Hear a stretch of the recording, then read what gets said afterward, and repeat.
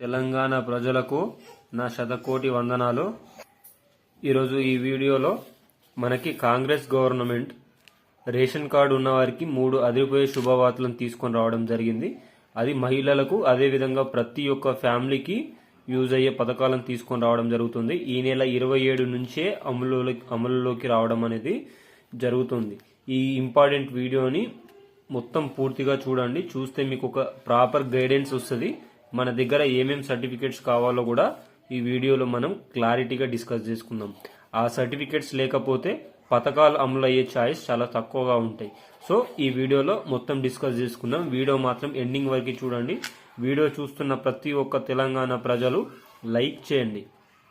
మీరు లైక్ చేయడం వల్లనే ఈ వీడియో అనేది యూట్యూబ్లో చాలా మందికి చూపిస్తుంది. చాలా మందికి యూస్ఫుల్ అయ్యే ఇన్ఫర్మేషన్ మనం అందించిన వాళ్ళం అవుతాం.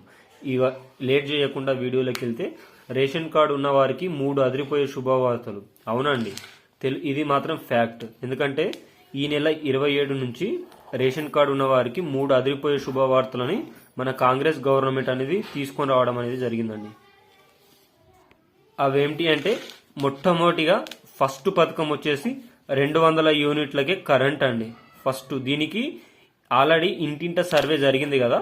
ఈ సర్వే ప్రకారం 1,14,00,000 మంది 200 యూనిట్లకి అప్లై చేసుకున్నారంట. ఇందులో కేవలం 39 లక్షల మందికే ఈ నెల 27 నుంచి కరెంటు బిల్ అనేది ఫ్రీ అండి. 27 నుంచి కరెంటు బిల్ అనేది ఫ్రీ. అంటే మిగతా వారికి కొన్ని సర్టిఫికేట్స్ ప్రాబ్లమ్స్ ఉండడం వల్ల, అంటే రేషన్ కార్డు లేకపోవడము, కేవలం రేషన్ కార్డు ఉన్న వారికి మాత్రమే 200 యూనిట్ల వరకు ఫ్రీనంట అండి. ఎందుకంటే రేషన్ కార్డు లేని వారి చాలా మంది 60 లక్షల మంది, కానీ వాళ్ళందరికీ క్యాన్సిల్ అయినాయంట. వాళ్ళ ఆధార్ కార్డు కూడా తప్పుగా ఉండడం అనేది జరిగింది. సో వీళ్ళందరికీ 200 యూనిట్ల వరకు మాత్రమే ఫ్రీగా రావడం అనేది జరిగింది. 200 యూనిట్ల వరకు మాత్రమే ఫ్రీగా రావడం అనేది జరిగింది 39 లక్షల మందికి. నెక్స్ట్ వచ్చేసి 500 రూపాయలకి గ్యాస్ సిలిండర్ అండి. ఈ పథకం గురించి రాష్ట్ర ప్రజలందరూ ఎంతో ఆశతో వేచి చూస్తున్నారు. దీనికోసం 97,58,000 మంది అప్లై చేయడం అనేది జరిగిందండి 500 రూపాయల గ్యాస్ సిలిండర్కి. దీనికి సంబంధించిన సర్వే కూడా స్టార్ట్ కావడం అనేది జరుగుతుంది.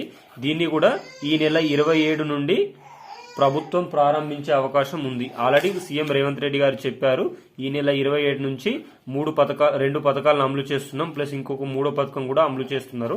దీనికి సంబంధించి 500 రూపాయలకి గ్యాస్ సిలిండర్ ఉంది కదా, సంవత్సరానికి 5 లేదా 6 ఇచ్చే యోచనలో ప్రభుత్వం ఉన్నది.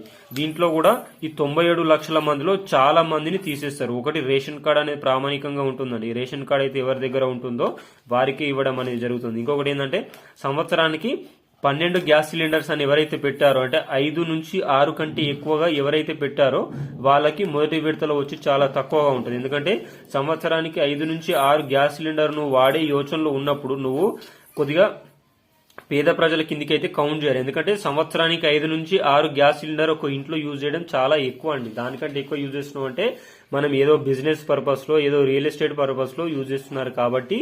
సో 5 నుంచి 6 కంటే ఎక్కువగా ఎవరైతే పెట్టారో వాళ్ళందరికీ గ్యాస్ సిలిండర్స్ అనేది రాదండి. ఈ నెల 27 నుంచి అమలయ్యే పథకాలు 2 ఉన్నాయి కదా.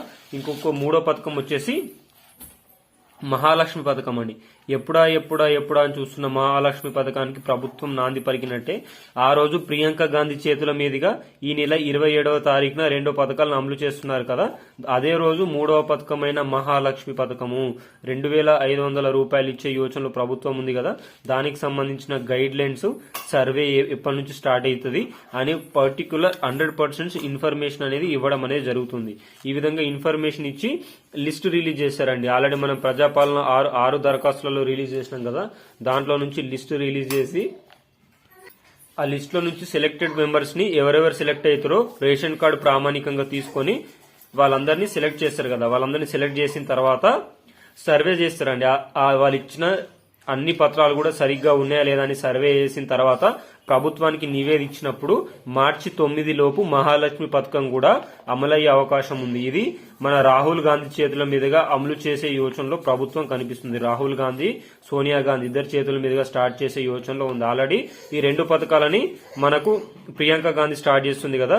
మిగతా పథకాలను రాహుల్ గాంధీ, అదేవిధంగా సోనియా గాంధీ ఇంప్లిమెంటేషన్ చేసే అవకాశాలు ఎక్కువ మోతాదులో ఉన్నాయి. ఏది ఏమైనా ప్రభుత్వం అన్ని పథకాలని అమలు చేసే యోచనలో ఉన్నది. కానీ రైతు బంధు విషయంలో మాత్రం వెనుకడుగేస్తుంది. ఇప్పటివరకు ఎవరెవరికి రైతు బంధు పడిందో పడలేదో కామెంట్ రూపంలో తెలియజేయండి. పడ్డవాళ్ళు పడ్డదని కామెంట్ రూపంలో తెలియజేయండి, పడని వాళ్ళు పడలేదని కామెంట్ రూపంలో తెలియజేయండి.